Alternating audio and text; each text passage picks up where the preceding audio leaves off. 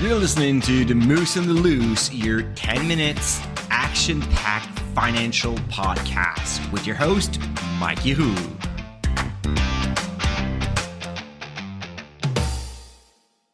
Hey, what's up, Market Moose? Mike from The Moose on the Loose. Happy Monday. Today, we're going to take a look at three companies in the same sector.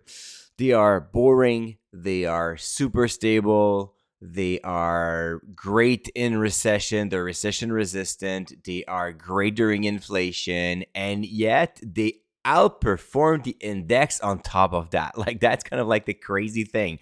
And they are all paying a dividend. Yes, I am talking about grocery stores. So today I'm going to compare Loblaw, Metro, and Empire, and I have the ticker in the show note. So you can go there on Spotify. You will see those. So yeah, I found that quite interesting because, like grocery stores, thin margin business model, a lot of competition with like among themselves, of course. But on top of that, you have like Costco, Walmart, Amazon that are trying to sell grocery stores products, fresh products as well. There's a lot of money to be made there apparently because people love to eat. But at the same time, I mean, there's so much we can eat, right? And if I go to IGA to do my grocery, well, I'm not going to go to Metro and I'm not going to go to Loblaw right after that. So quite fascinating to see that the returns over the past 5 years have been quite impressive. So past 5 years for the index. So if you have invested in XIU, you would have generated 91% total return. So Empire lags a bit at 89, but you have Metro at 105, and then Loblaw at 260% total return over the past 5 years. It's just completely crazy. So anyways, let's get on started with comparing with the numbers because they're all grocery stores. They have like a few differences, but what I like to do when I want to know what's the best investment is before I look into the story and the investment thesis, I look at all the numbers. So I've used the Dividend Stocks Rock stock comparison tool. So it's super simple. I just keyed in the three ticker and then boom, I have all the information all in front of me. One thing that strikes me at the very beginning is their beta. So beta is the how volatile the stock compared to the stock market in general. So if you have like a beta of 1, that means that whenever the TSX 60 moves up by 1%, your stock will likely move up by 1%. If it's at like 2.3, the beta, that would mean that it fluctuates a lot more. So when the market is down by 1%, then your stock would be down by 2 point something percent. And in all case for Loblaw, Metro, and Empire, we have betas between 0.30 and 0.40. So incredibly stable, very low volatility, not a winner there. So the next thing is I want to do is to look at the dividend triangle numbers. And again, it's going to be very tough to make a winner out of that. So the dividend triangle is simple. It's like the foundation of a very solid business, and the strongest foundation is, of course, a triangle. So you have like three metrics: the revenue, the earnings per share, and the dividend. So looking at the revenue growth over the past 5 years, I'm at like 4.9 for Loblaw, 4.2 for Metro, and then 4.1 for Empire. So definitely mid-single digit, that's pretty much it. Empire lags a bit, and you'll see that Empire is going to get thrown off quite fast compared to the other two, but after that, it's getting a little bit more difficult.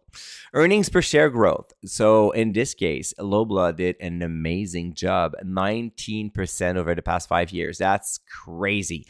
We have Metro that did well, but not that well at 8. And then you have Empire at 15.5. So here you have like really two winners, Loblaw and Empire. Metro is not that strong for the earnings per share growth, but they have invested massively into new distribution facilities to improve efficiencies down the road. So that, of course, impact earnings during that time. So again, always a good note to say when you're looking at numbers, you need to know the full story behind it, because sometimes you see those three companies, only one is not double-digit growth for the earnings, and then you would be tempted to say, well, Metro is definitely not the right one. But yet, outperform Empire over the past 12 months and over the past 5 years as well in terms of returns.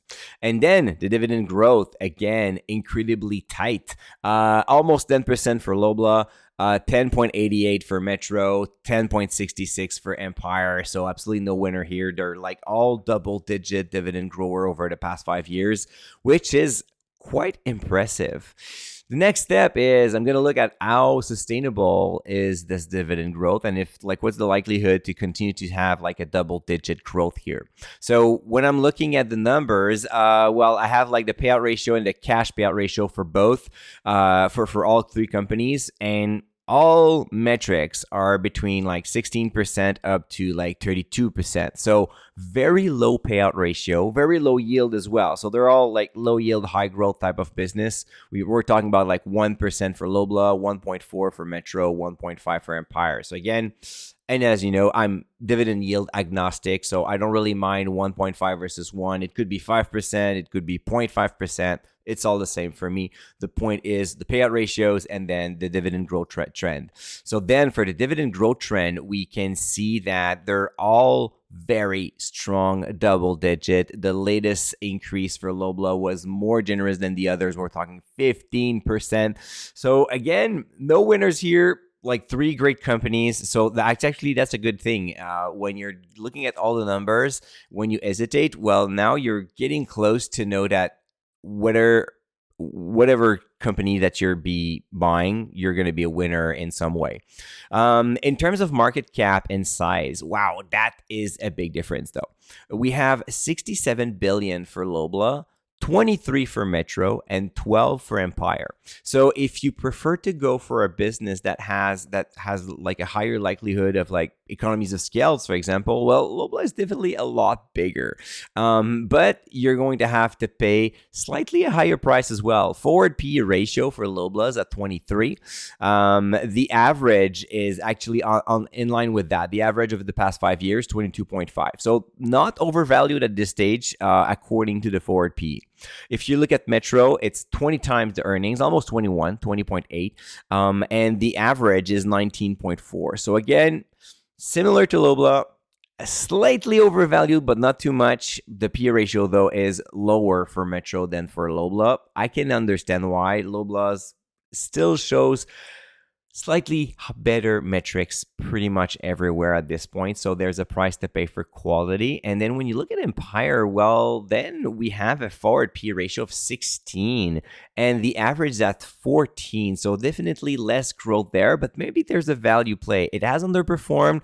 The other two are in better shape in that regard. So maybe Empire could be the hidden card here that could generate a little bit more profit down the road, or investors just prefer to invest in Metro and Loblaw. That is also very, very possible. So you have to be careful about that.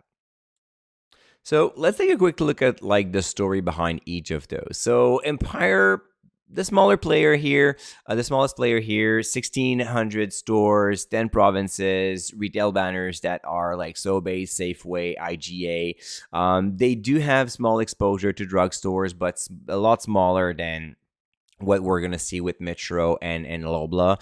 And I would say the biggest problem with Empire at this point is I don't see a clear growth vector or a clear added value in the investment thesis as opposed to the other two. So yes, they are doing a lot of work on their loyalty program, but again, I don't know. There's nothing that stands out in my opinion. As opposed to Metro, that has like one thing that I really like is it has not spun off its real estate. So they could do exactly the same thing with Empire that did with Crombie and Loblaw with Choice Properties.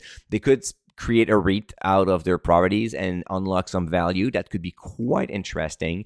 They do have a good private label, but it's not as good as Loblaw. Let's be honest. This is probably the name of the game here. Is Loblaw is the biggest player. 70% of its revenue comes from food retail, 30% from pharmacy. So they have like larger exposure. Metro is not that bad with like Brunet and Jean Coutu. A little bit too concentrated as well in Ontario and in Quebec. But when you look at Loblaw, it's quite impressive because they're all over the place. They have over 2,400 stores, so a lot more than Empire and Metro. They're actually, if you combine both together, they're about the size of Loblaw. So that's that this is going probably to help them. And the fact that they have like a very strong private brand with no name. The private label increased margin, of course, and it has become like a quite popular brand. It's kind of ironic, but at one point it's just doing the work and pushing the earnings per share growth a little bit faster. So when I look at the trends and everything, I would say Loblaw, and I was quite for a long time, Metro was my favorite one, to be honest. And still today, I'm like, yeah, it's a little bit smaller. It could unlock the REITs. So that's really interesting. But when I do a deeper dive into the numbers, Loblaw shows a stronger dividend triangle than Metro. It is bigger. It is more installed across the country. So I would probably put the $2 into Loblaw. I mean, full disclaimer, I do not have shares of any of those. They all are great companies in my opinion. I like Metro, but now I have to really consider that Loblaw is probably the best grocery store among the three here, and everything is pointing towards that direction. So sometimes, the narrative that you have versus the numbers, it's important to put a little bit more focus on the numbers. So I'm curious to know what you think. Let me know. Go on YouTube, go on my channel, hit that episode, and let me know which is your favorite, Loblaw, Metro, or Empire. That's it for today. Tomorrow we're going to talk again, and until then, don't forget to stay invested. Hey, welcome to the disclaimer. If you're listening to The Moose and the Loose, you cannot really expect me to give you buy or sell recommendation or financial advice, right? You're here for fun, you're here for information and some entertainment. But I am not your financial advisor, I am not your broker, so therefore I'm not liable if you're losing money after listening to the podcast. If you're looking for some advice, go see a professional. If not, you can enjoy this show and do your due diligence after it.